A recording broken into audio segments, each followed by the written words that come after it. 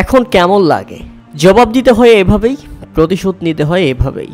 ভারতকে হারিয়ে ইতিহাস গড়ল দক্ষিণ আফ্রিকা।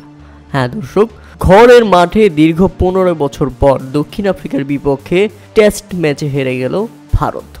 এতে অনেকের মুখ লুকানোর মতো অবস্থা। কিছু বলার নেই, মুখে টেপ লাগিয়ে দিয়েছে দক্ষিণ আফ্রিকা।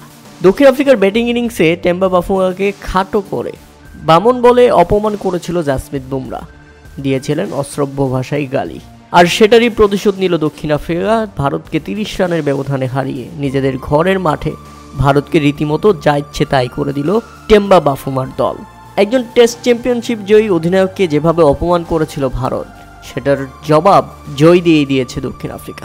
123 রানের লক্ষ্যে দ্বিতীয় ইনিংসে ব্যাটিং করতে নেমে মাত্র 93 রানের মধ্যেই অল আউট হয়ে গেছে ভারত।